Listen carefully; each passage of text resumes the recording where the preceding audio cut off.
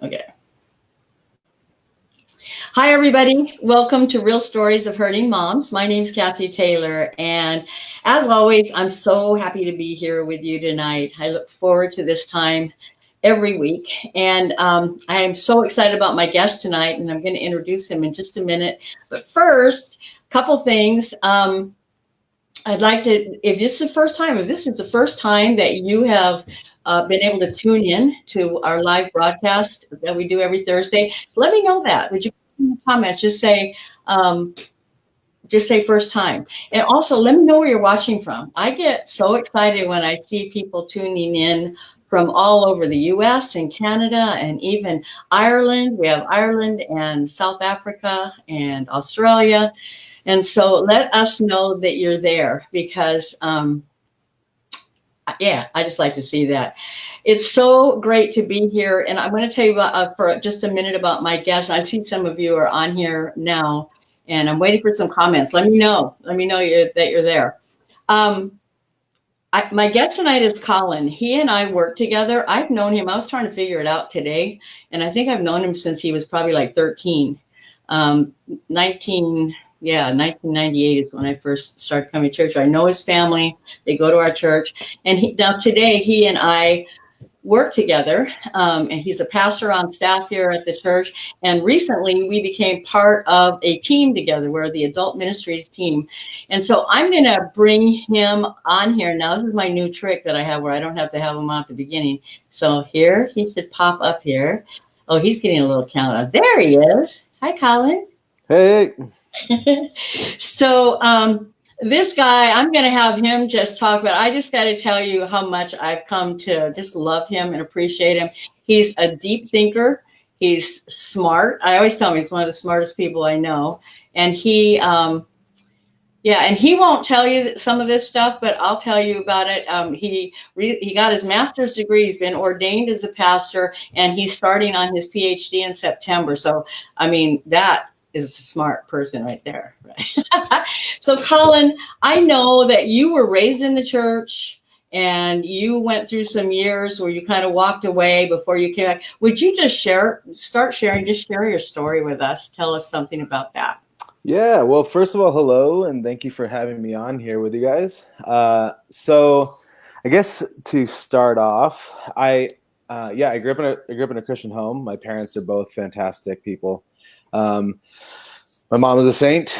My father was a scholar and was a pastor for a while. And so I grew up in a really good foundation, a strong family. My whole family is really close. At around 12, I started to kind of dabble in some, I guess, not so great stuff. And it was really full effect by the time that I was about 15. I was trying different full on different drugs and like drinking pretty heavily. And then when I was 17, 18 is when I would really consider myself like a full-blown addict, both to alcohol as well as prescription pills and just pretty much whatever I can get my hands on. But there was the staples of constant alcohol abuse and constant pill addiction. Wow. So did you, were you living at home during that time? Or were still, yeah, you were 17, Yeah. right? Yeah, I actually lived at home. Well, this is an interesting question. So I lived at home for the entirety of it, but when I was in 2006, so I guess I was like 20 years old, almost 21, I actually moved away to Sweden, which is like a crazy story about how that even happened. But at that point in time, like an interesting like I don't know, the nature of my relationship with my parents at that point in time was that this was such a crazy scenario that I would even be moving away to a different country. And the story behind it is so like shoddy that there's not even really like, it was like I knew a person that had a phone number to a guy who lived on a boat in Sweden, and I called him and I said, "Can I come and live with you?" And so it was very bizarre. And then the guy said, "Yeah, come on over." And then and my parents, who are not like they're not helicopter parents, but they're very caring parents, and they were at this point in like they're dealing with me that both of them were just kind of like, yeah, I guess that's the best thing to do is send our son 15,000 miles away because that may be a better scenario than here. Yeah. You know what? I Yeah. think a lot of moms will be able to relate to that because you just get to the point where, I mean, you're probably creating chaos and pain. It's so much easier not to watch it. And Oh, that yeah. you're going to have to be in part of that. Yeah, absolutely. And there's like tons of stories of the chaos and pain that I created for my family. I think if you guys are hearing my son screaming right now, it is because it is 6 o'clock here, and that is his bedtime. So, And so I that's right. apologize. Colin just became a new dad a few months ago. So that's Yeah, exciting. yeah. I got a little 10-month-old who's belting it right now. Um, so yeah, that is an interesting thing because when you're 17, your parents still, I imagine, like I think of like when my son is going to be 17, and the that is not old enough to just be like do what you want, right? Like or Right. it's not old enough to be like I fully relinquish my responsibility as a parent to you. But at Can't, the same time, I was so adamant about doing things my own way, and so adamant about disobeying and just rejecting the solid foundation that my parents had set for me. yeah. That I know that in and of itself caused pain, but then on top of that, there's just the like barrage of like frustration and anger that I felt within myself that I took out on my parents on like a fairly constant basis. I think of like multiple occasions when my mom would be home from work and I would be having only slept for about 2 hours because I've been on like a 3-day bender. And I this one instance, I fell asleep at 3:30 in the morning, and my mom came in the room at 6:30, and she was like, "Hey, your car is on the same side as street sweeper. You're going to get a ticket."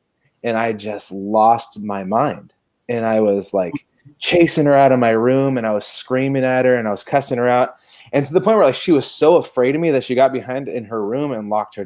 This is both a funny story, but at the same time, I'm sorry. It's hard. It's hard. It's like at the same time it's funny because I'm looking back at it as like, but at the same time I can also put myself in that moment when my mom was crying on the other side of the door, not knowing what to do because her adult son, who's like 300 pounds and like furious, is like pounding on the door, and like how scary that must have been for her. So yeah, and there's just a myriad of stories like that where my addiction and my like I was just not in the right mind, and so the way that I talked to them was like it could go from being really caring and like and saying like how great they are to like literally the next minute lashing out and screaming and cussing them out and just saying stuff that you can't take back, so yeah. I know a lot of the moms can relate to that. I mean, a lot of us, I went through that same thing with my daughter, where this anger she had, and I was always the brunt of it. I felt, I think, do you feel like maybe part of that is because you guys, she's going to love you unconditionally. You know that no matter what you do, she's not going to stop loving you. Or you don't really think about that or rational it out, do you? I don't think that it's I don't think that it's like a conscious effort, right? So like in hindsight, I can say like, yeah, like the people that are closest to you are like, this is just like what is that, a psychological like understanding and truth. Yeah. But that the people that are closest to us are the people that we are most violently lashing out against because there's a deeper connection than like the acquaintances or friends that we have on it, like in our lives. Family has a specific bond that allows us to feel as if it's unbreakable. Right. And so while I would not have done that maybe to my friends because they would reject me, like there is that feeling of my parents would never reject me, but at the same time I don't think I was thinking that. I think that was an emotional thing. Like I was an emotional truth, and that I lived into it, but I don't think I was consciously like thinking, oh, I can just freak out right now because my mom will care, Yeah, no, exactly. Yeah. It's just, but it's there somewhere because for sure in the recess, absolutely. Yeah, it always seems like it's the family members of the mom. I mean, these moms that take a beating from their kids, basically. Yeah, and So maybe even moms more specifically. because there's a threat with a father figure, right? It's a mutual threat. I can speak personally. Like my dad is not a violent person whatsoever. And Cathy can attest to the fact that my parents are saints, and I really am a turd for like having treated them so poorly. So but going up against another male is not necessarily like is something that's like, I don't know, is easy to do. So I think there is something to like the vulnerability of a mom and the fact that like moms seem weaker than their drug addicted sons, and that like, and then maybe that's easier for me to like have lashed out on her. I think too with dads. I mean, even for me, my dad's a pastor. I grew up in the same kind of home you did, and I had my years that I was stuff that hurt them. But there was kind of an unknown about him. I mean, mom, she was always with us. She stayed home with us. She was home. And dad, he was always kind. He never lashed out. I don't ever remember him being violent with us. But I don't feel like I knew him as well or something. There's something, an unknown, I don't know. I don't know.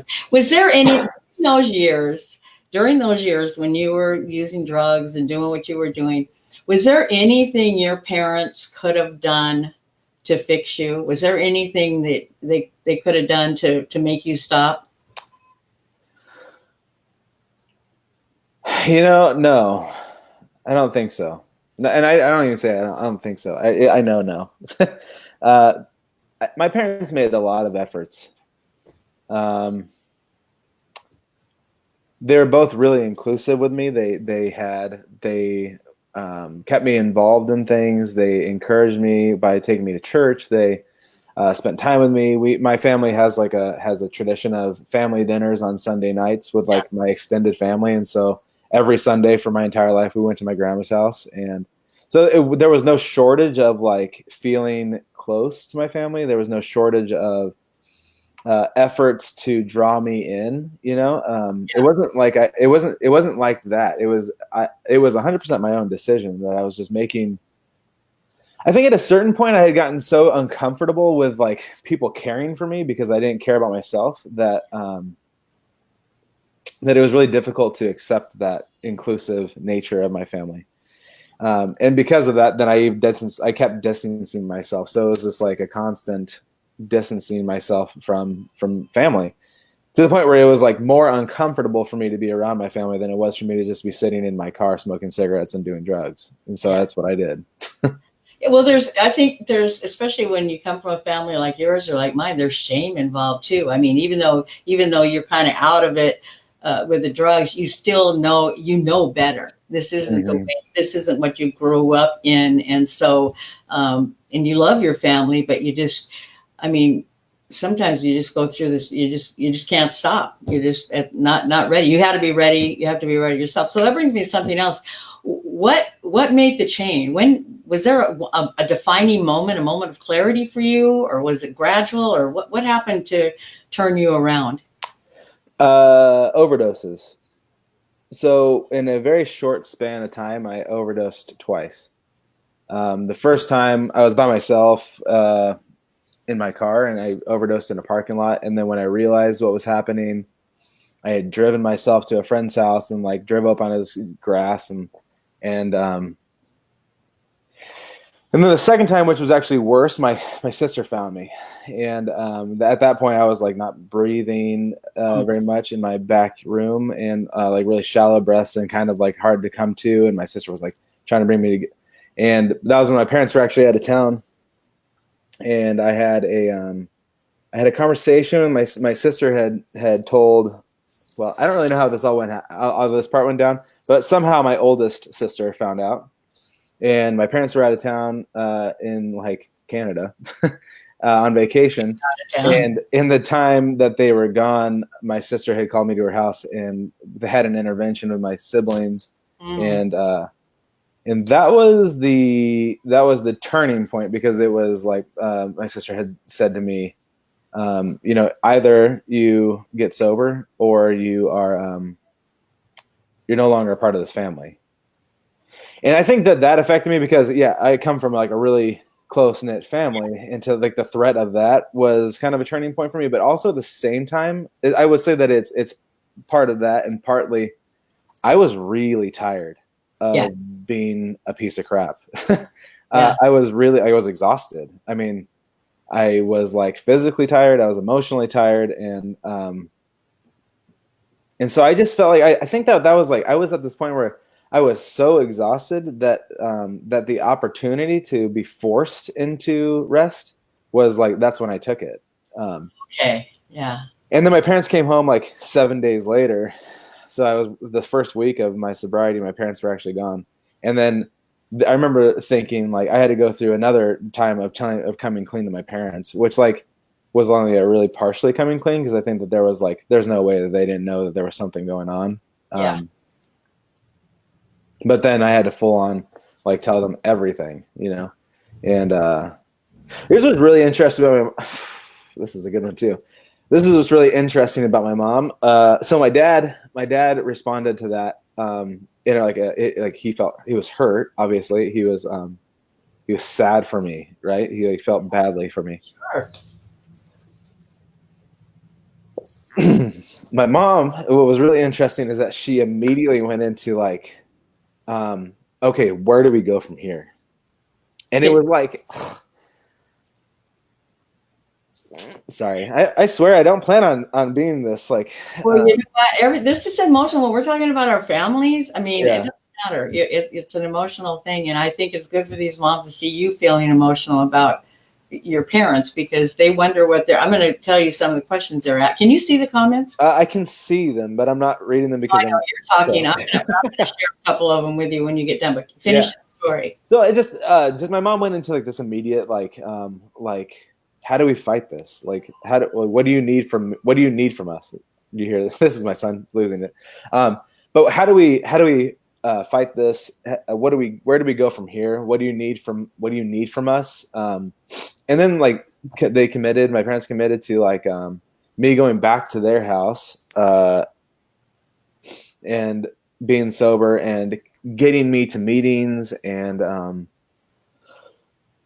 just supporting me, you know, in like this like really gnarly transitional phase where my life was being completely flipped, and sobriety is like the worst. I mean, like, you know, it's the getting sober is the worst. Sobriety is awesome. Getting sober is the worst.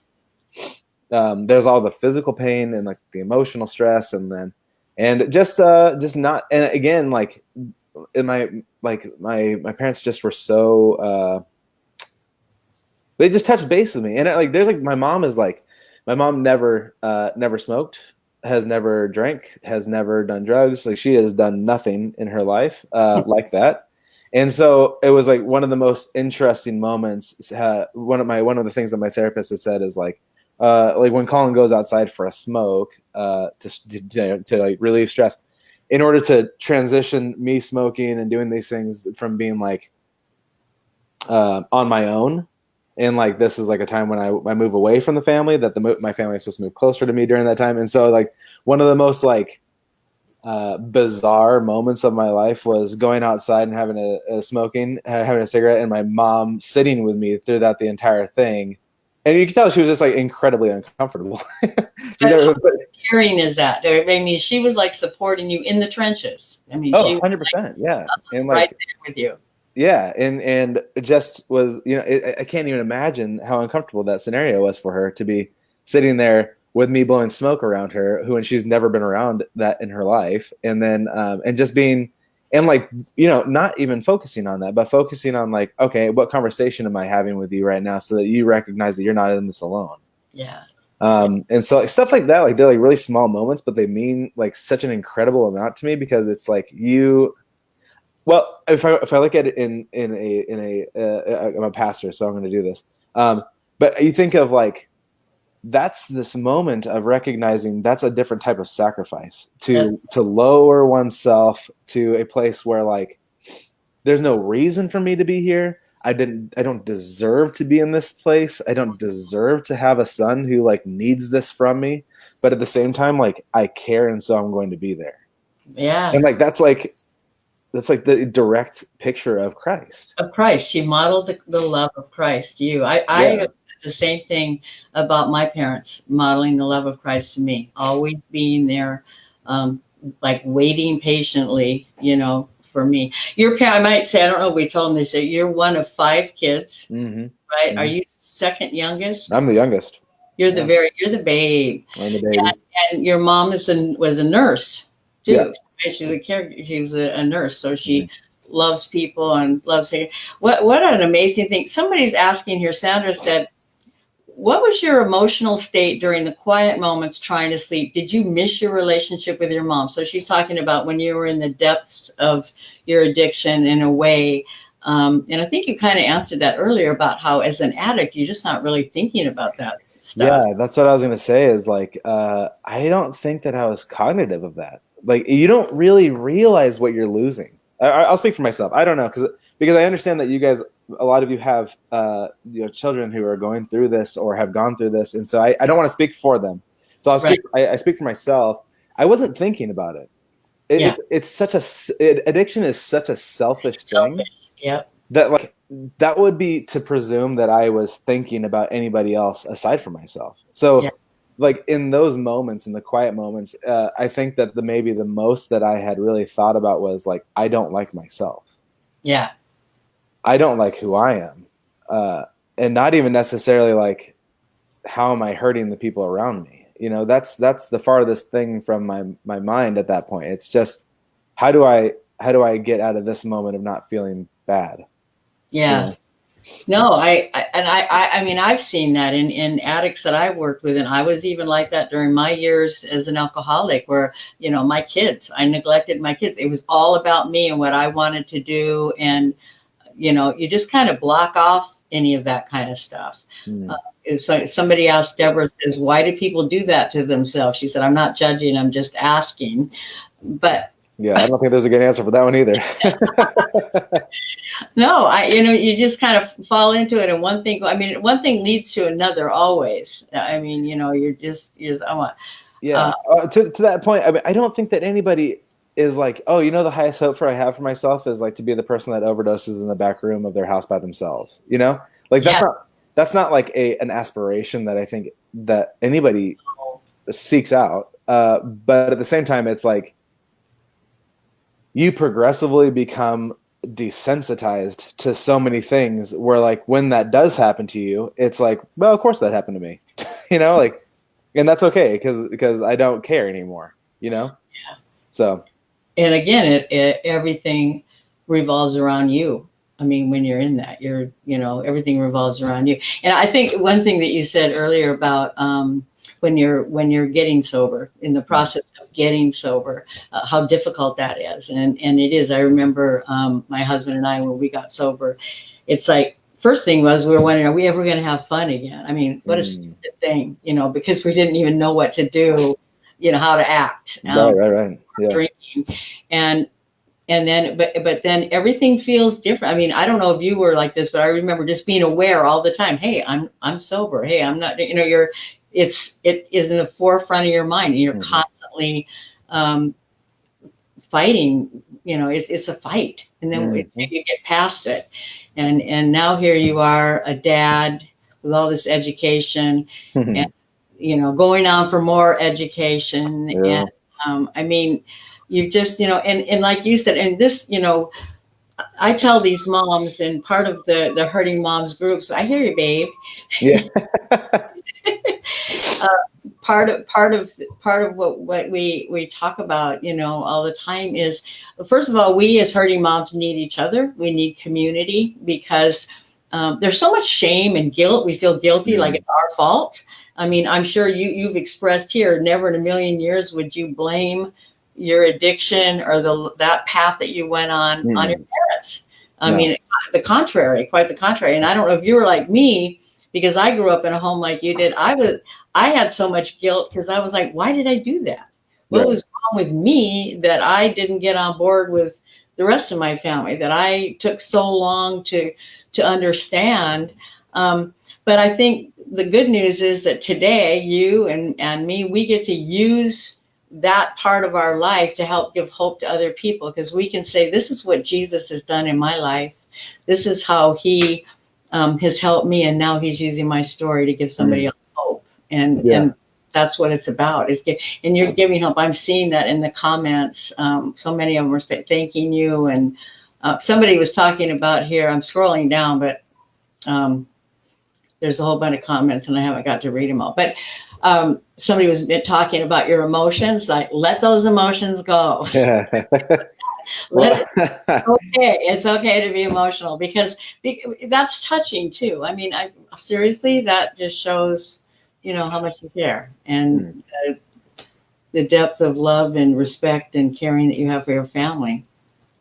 So, yes. Well, can I just say? Can I say one thing? Whatever you can say, whatever you want to say. Yeah. Okay. So one of the things that I was going to say is, if you are a mom, I would like to just extend this truth to you, that you didn't do this.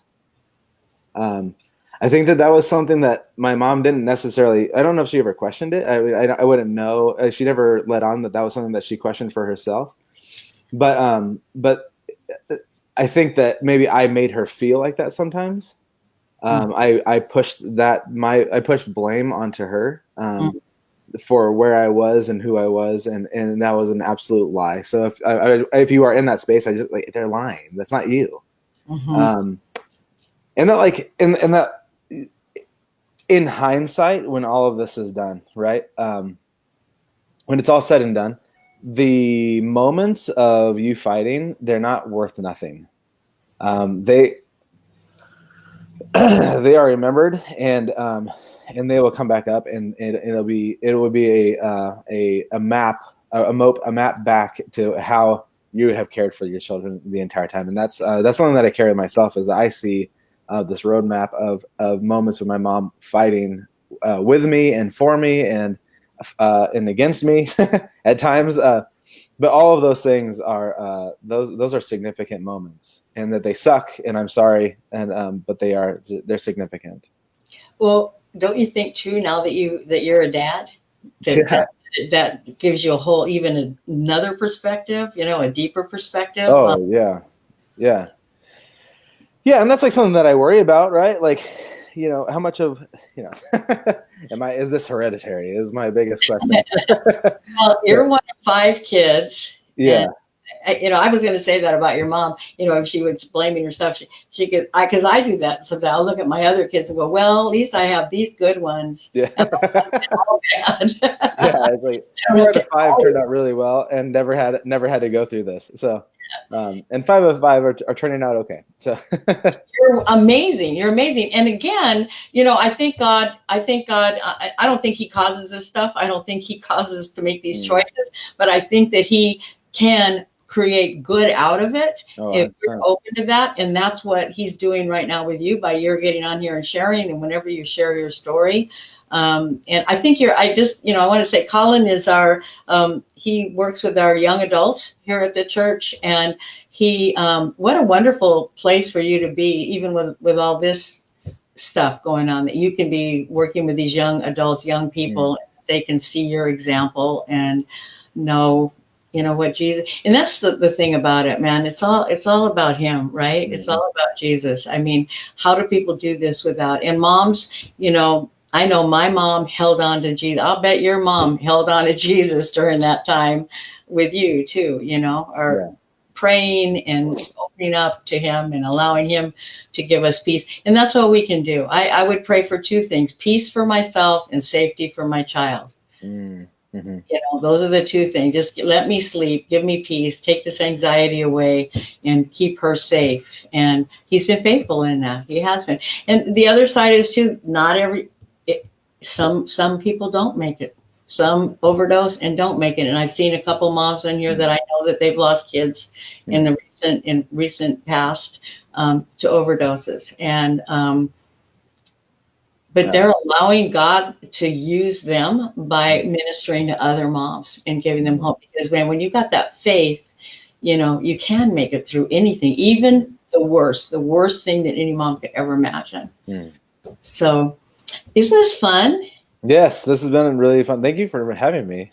I'm so happy that you came on here with me tonight, and because we're already done. I mean, the I time goes. know. That's crazy. And he's the first person that ever. Usually, I send the.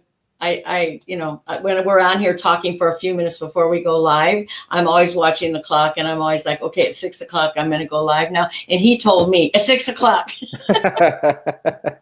go live. So, Colin, thank you so much. Oh, I thank know you. that you've given these moms help. I hope you'll go in and take a look at the comments, and Yeah, someone asking you direct questions, answer them. for sure. Ladies, I hope that you're encouraged by hearing his story tonight, and just know there's always hope. You know what? The Lord is good, and He's not done with any of us yet. Amen.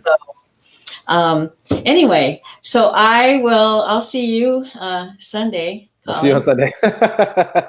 See you on Sunday. We don't work on Friday, but and ladies, good night. I love you all. I'm praying for you. I say it every week. I wake up praying for hurting moms. I go to sleep praying for hurting moms, and we're all in this together. You're not alone. And so have a good week, and I'll be back next week. Take care.